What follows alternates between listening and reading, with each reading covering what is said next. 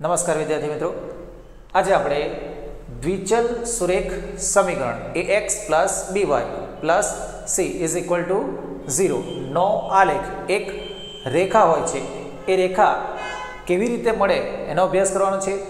એ અભ્યાસ કરીએ પહેલા અગાઉ ત્રીજા પ્રકરણની અંદર આપણે જે શીખી ગયા છે એનું થોડું રિવિઝન કરી લઈએ। સી સમક્ષિતિજ રેખા અને शिरोलंब रेखा आ रीते बे रेखाओं एकबीजाने छेदे ए छेद बिंदु आगळ केटला अंशनो खूणो बने छे 90 अंशनो खूणो बने छे अने ए छेद बिंदु जे छे एने उगम बिंदु कहेवामां आवे छे जेना आम केटला होय छे 0 0 ओके। ते उपरांत धन ऋण धन अने ऋण प्रथम चरण होय बने धन धन मळे छे, बीजू चरण होय माइनस अने प्लस, एक्सयाम ऋण होय अने वायाम धन होय देन बीजा चरण में आवशे। ए ज रीते त्रीजा चरण माटे एक्सयाम पर ऋण होय अने वायाम पण केवो होय ऋण होय। ए ज रीते चौथा चरण माटे एक्सयाम धन हशे अने वायाम केवो हशे ऋण हशे। आ बेसिक माहिती तमने खबर छे। ओके, कोईपण बिंदु आलेख पर दर्शाववानुं होय त्यारे लाइक 3 2 ने आलेख पर दर्शाववानुं होय त्यारे तमने जे प्रथम बिंदु आपेल छे 3 एने आपणे एक्स अक्ष पर मेळववानुं अने बीजू जे छे एने वाय पर लाइक एक्स पर 3 अहीं छे, वाय अक्ष पर 2 अहीं छे। सो અહીંથી પસાર થતી અને અહીંથી આ બંને જ્યાં એકબીજાને છેદે ત્યાં તમારો બિંદુ 3 2 કહેવાશે। ઓકે, સો આ રીતે બિંદુઓ કેવી રીતે દર્શાવવા એની સમજણ આપણે મેળવી છે। ફરી પાછા એકવાર જે એક્સયામ હોય એને આપણે એક્સ અક્ષ પર મેળવવું અને વાયામ હોય એને વાય અક્ષ પર મેળવવું। બંનેનું છેદ બિંદુ બંને જ્યાં छेदे ग्राफ बुक नी अंदर आ जे लाइन छे ए डार्क हशे ज अने बंने क्या छेदे छे ए पॉइंट्स आगळ तमारे ए बिंदु दर्शावी दो। हवे आपणे जे शीखवाना छे ए द्विचल सुरेख समीकरण नो आलेख दर्शावવાનો छे। तो शुं करवुं, जे आपणे लास्ट लेक्चर नी अंदर तमने आपेल समीकरण जे होय एना 3 भिन्न उकेल मेळववाना हता, बराबर छे। ए शीख्या छे, बस सेम एज सिस्टम छे। अहीं तमारे 3 भिन्न उकेल मेळववाना छे। सी तमने समीकरण आपेल छे 4x - 3y = 12।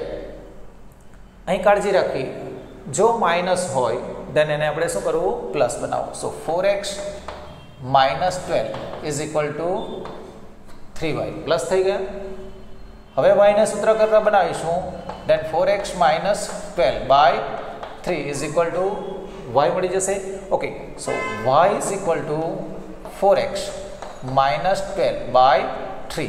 हवे आज आदेश मळे छे और y ने जे सूत्र करता बनाव्या छे एमां x नी जुदी जुदी किंमतो तमे मूकी शको अने तमने मळेल किंमत जे छे y नी जे कंई किंमत मळे छे ए शक्य होय त्यां सुधी पूर्णांक मळे एवी आपणे x नी किंमतो पसंद करीशुं। ओके, सी जईशुं।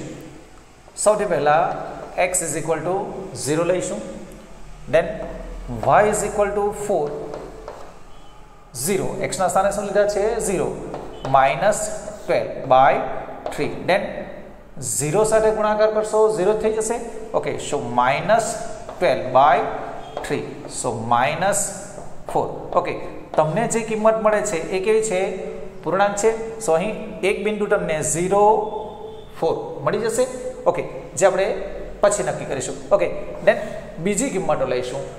જો તમે 1 મૂકો દેન 4 * 1 = 4 થશે અને -12 છે। સો 12 માંથી 4 બાદ કરશો દેન -8 મળશે અને -8/3 હોય એને આપણે આલેખ પર દર્શાવવું થોડી મુશ્કેલી પડે છે। સો આપણે x = 1 જે છે એ લેતા નથી। ઓકે, દેન 2 લઈશું। x ના સ્થાને કેટલા લઈશું 2। શું થશે 4 * 2 = 8 -12 8 - 12 सो -4 आवशे દેન -4/3 મળે છે. સો આ કિંમત પણ અપૂર્ણાંક છે. દેન આપણે આગળ વધારીશું, 3 લઈશું. 4 તારી 12, સી 4 તારી 12. હવે અહીં જો x ઇઝ ઇક્વલ ટુ જ્યારે તમે 3 લો છો દેન y ઇઝ ઇક્વલ ટુ 4 0 -12.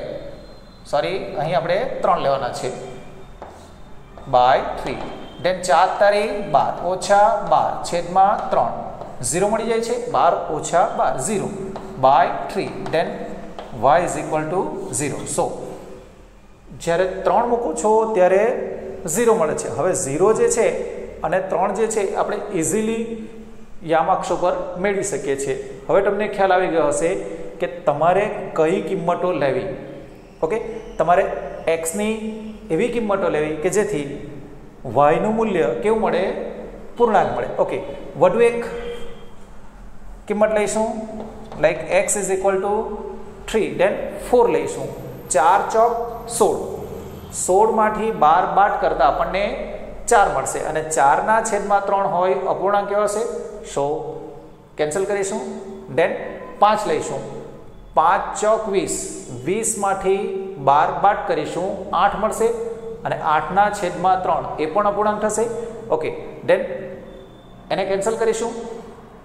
6 લઈશું. 6 ચોક 24, 24 માંથી 12 બાદ કરશો દેન 12 મળશે અને 12 ભાગ્યા 3 4 મળી જશે.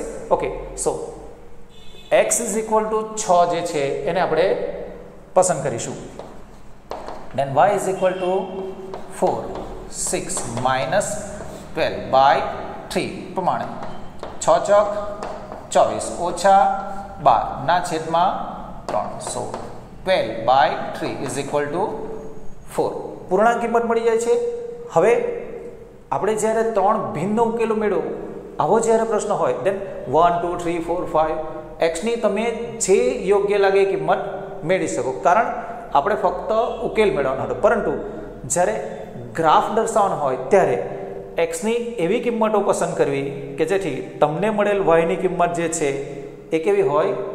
પૂર્ણાંક હોય, જેથી કરી તમે ગ્રાફ પર સરળતાથી દર્શાવી શકો. ઓકે, સો અહીં તમને 3 ભિન્ન ઉકેલો મળી જાય છે. 0 -4, સી 0 ઓર એને તમે ટેબલ દ્વારા દર્શાવી લેશો. x y આ રીતે 3 બિંદુ જે તમે મેળવ્યા છે એને લખી દઈશું. જ્યારે 0 મૂકો છો દેન -4 મળે છે. જ્યારે 3 મૂકો છો દેન 0 મળે છે. 3 હોય ત્યારે 0 મળે છે વાયનું મૂલ્ય અને 6 મૂકો ત્યારે 4 મળે છે. હવે આ જે બિંદુઓ છે એને આપણે શું કરવાનું છે? યામ સમતલમાં દર્શાવવાનું છે.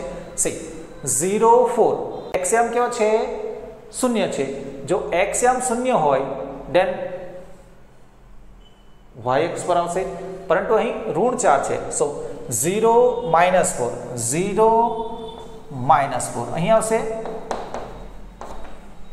દેન 3 0 અહીં y યામ કેવા છે? 0 છે. y યામ કેવા છે? 0 છે. સો x અક્ષ ઉપર આવશે 3 0 અહીં મળશે.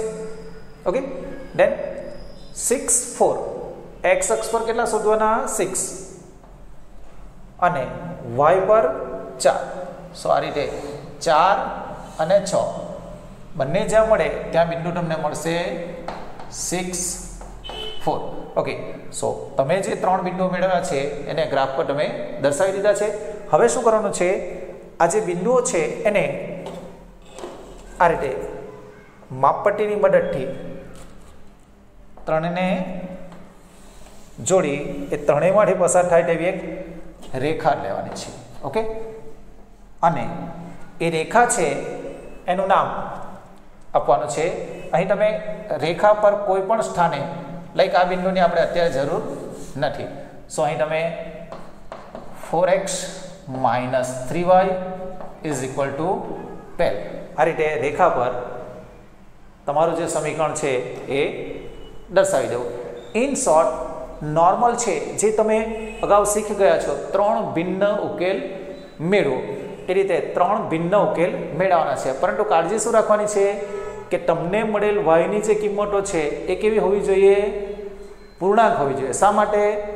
તો કે ગ્રાફ પર તમે સરળતાથી પૂર્ણાંક કિંમતો દર્શાવી શકો. ઓકે, સો આ રીતે એ કિંમતો જે છે એ ગ્રાફ પર દર્શાવી પોઈન્ટ મૂકી એક રેખા જ દોરવાનું છે. ખૂબ જ સરળ કામ છે. ઓકે, હવે એક બીજું કામ, ઘણા વિદ્યાર્થીઓ પાસે ગ્રાફ બુક ન હોય, દેન શું કરવાનું છે?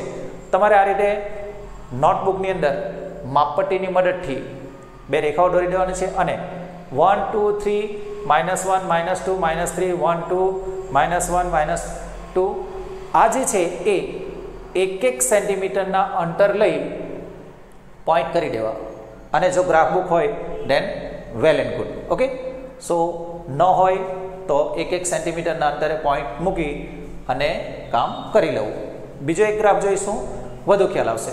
બીજું સમીકરણ આપેલ છે 2x - 3y = 0 ને આપણે આલેખ દ્વારા દર્શાવવાનું છે.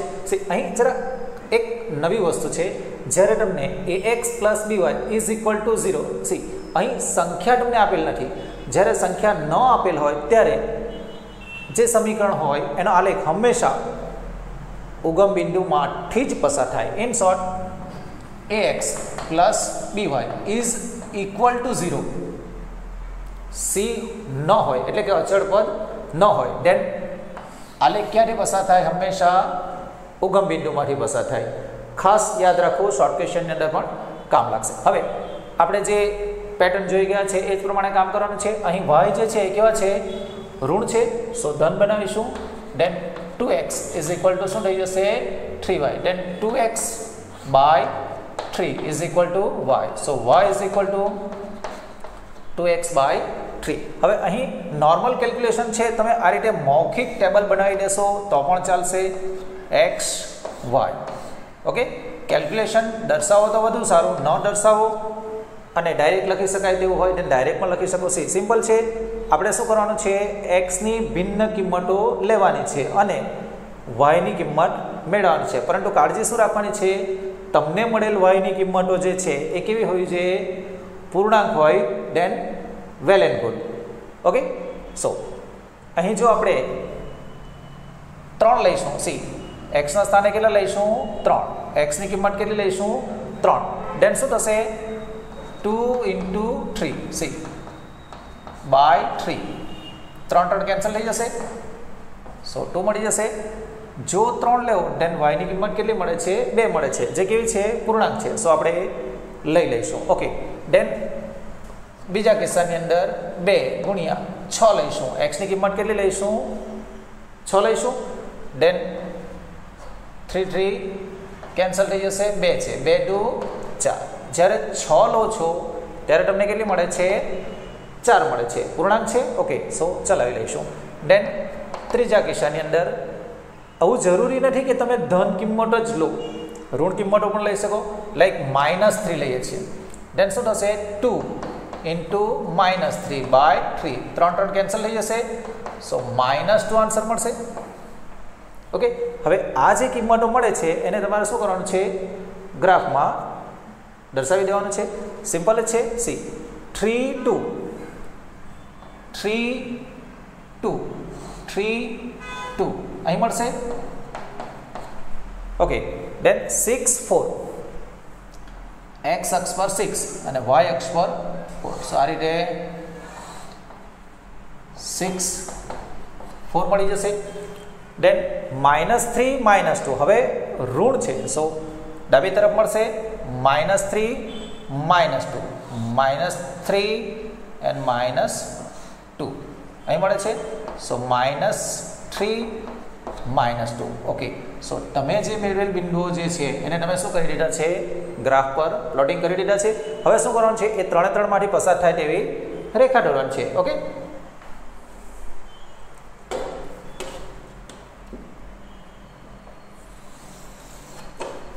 આ રીતે ખૂબ જ સરળ છે. હવે આ જે એંગલ બનાવ્યા છે એ તમારે બનાવવાની જરૂર પડશે નહીં.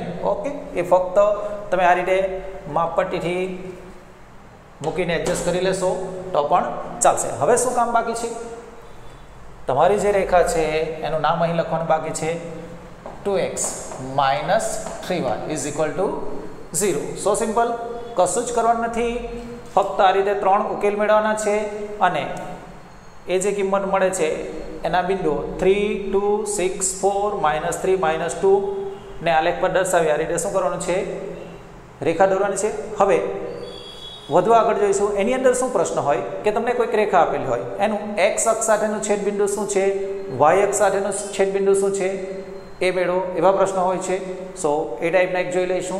અહીં તમને બે સમીકરણ આપેલ છે, એને આલેખ પર દર્શાવવાના છે અને અક્ષો સાથેના શું છેદબિંદુ જે છે એ કયા છે એ આપણે મેળવવાનું છે. સી સિમ્પલ છે, x + y = 4. y ને આપણે શું કરીશું? સૂત્ર કરતા બનાવીશું. ધેન 4 - x થશે. ઓકે, ધેન x અને y ની ભિન્ન કિંમતો લઈશું આ રીતે, x અને y. હવે જો x = તમે 1 લેશો, ધેન 4 - 1 પ્રમાણે 3 મળી જશે. ઓકે, ધેન 6 લેશો, x = 6 લેશો, ધેન -2 મળે છે. હવે અહીં દૂર દૂરની કિંમતો એટલા માટે લીધી છે કે જેથી કરીને ગ્રાફ પર તમને બિંદુઓ થોડા દૂર દૂરના મળી શકે. બે ધન લીધી છે, ધેન એક ઋણ લઈ લઈશું. લાઈક માની લો કે -2 લઈ લીધા, then 4 - -2. See 4 - -2, so 4 + 2 is equal to 6 થઈ જશે. So y is equal to 6. હવે આ જે બિંદુઓ છે એને આપણે શું કરવાનું છે? ગ્રાફ પર દર્શાવવાના છે, એક રેખા દોરવાની છે અને અક્ષો સાથેના છેદબિંદુ કયા છે એ મેળવવાના છે. હવે અક્ષો સાથેના છેદબિંદુઓ કયા આવશે એ મૌખિક રીતે પણ નક્કી કરી શકાય. સી કેવી રીતે? આલેખ પછી દોરીશું. જ્યારે તમે x અક્ષને કયા બિંદુમાં છેદે એ જાણવા માંગતા હોય ત્યારે તમે જાણો છો x અક્ષ પર કોઈ પણ બિંદુ આવેલ હોય એનો y આમ કેવો હોય? 0 હોય. ઓકે, સો x અક્ષને, હવે x અક્ષને કયા બિંદુમાં છેદે, ધેન y કેટલા લઈ લેવાના? 0 લઈ લેવાના. એ જ રીતે y અક્ષને કયા બિંદુમાં છેદે એ જો જાણવું હોય, ધેન y અક્ષને છેદે એટલે x યામ 0 થઈ જશે. સો અહીં આપણે 0 લઈ લઈશું અને વાયામ કયો હશે અને અહીં એક્સયામ કયો હશે એ જાણવું હોય, ધેન સમીકરણની અંદર તમારું જે સમીકરણ છે x + y = 4. ઓકે, એમાં x અક્ષને ક્યાં છેદે એ જો જાણવું હોય, ધેન y ની કિંમત કેટલી લઈ લેવી? 0 લઈ લેવી. સો x + 0 = 4, ધેન x = 4 થઈ જશે. ઓકે, સો 4 0 આવશે એટલે કે x અક્ષને 4 0 બિંદુ આગળ છેદશે અને y અક્ષને ક્યાં છેદશે એ જો જાણવું હોય, ધેન તમારું જે સમીકરણ છે એમાં x નું મૂલ્ય કેટલું લઈ લેવું? 0 લઈ લેવું. ધેન 0 લેશો, 0 + y = 4, સો y = 4 થઈ જશે. સો 0 4, ધેન 0 4 ક્યાં આવશે? અહીં. એટલે તમારો જે આલેખ છે એટલે કે રેખા જે છે એ 4 0 અને 0 4 માંથી પસાર થશે. આ બિંદુઓને આપણે આલેખ પર દર્શાવીશું અને રેખા દોરીશું. એટલે ઇન શોર્ટ હું તમને જે ટ્રીક આપું છું એ એટલા માટે કે જ્યારે શોર્ટ ક્વેશ્ચનની અંદર આ પ્રશ્ન પૂછવામાં આવે કે x + y = 4 નો આલેખ x અક્ષને ખાલી જગ્યા બિંદુમાં છેદે. હવે આવા સંજોગોની અંદર તમે ગ્રાફ દોરવા જશો, ધેન ખૂબ સમય લાગશે. સો આઈડિયા કામ લાગશે. x અક્ષને કયા બિંદુમાં છેદે એમ પ્રશ્ન હોય ત્યારે y = કેટલા લઈ લેવા? 0 લઈ લેવા અને સાદરૂપ આપી દો. કિંમત મળી જાય છે કે 4. સો 4 0 માં છેદશે. એ જ રીતે y અક્ષને કયા બિંદુમાં છેદે, ધેન x = 0 લઈ લો. સો y = 4 મળે છે, ધેન 0 4 આગળ છેદશે. ઓકે, હવે આપણે આલેખમાં આગળ વધારીશું. 1 3 1 3, ધેન અહીં મળશે 1 3, then 6 - 2, 6 - 2 આ રીતે 6 - 2 મળશે. ઓકે, then -2 6 -2 and 6 થોડું એડજસ્ટમેન્ટ કરી લેવું આ રીતે -2 6 અને 1 3 આ ત્રણ બિંદુઓ જે છે એને આપણે માપપટ્ટીની મદદથી જોડી લઈશું.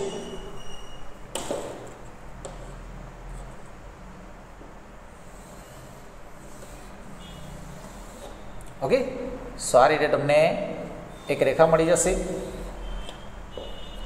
અને એ જે રેખા છે એ તમે જોઈ શકો છો 40 x અક્ષને જ્યાં છેદે ત્યાં 40 બિંદુ મળે છે અને y અક્ષને છેદે ત્યાં શું મળે છે 04 મળી જાય છે. અને આ રેખા પર આપણે નામ લખી દઈશું x + y = 4. ઓકે, અને x અક્ષ સાથેના છેદ બિંદુ આપણે અહીં ઓલરેડી લખી દીધેલા છે. દેન સેકન્ડ વન સિમ્પલ છે, x + y = 6, then y = 6 - x.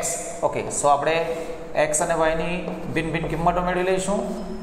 આ રીતે ત્રણ કિંમતો મેળવી લઈશું.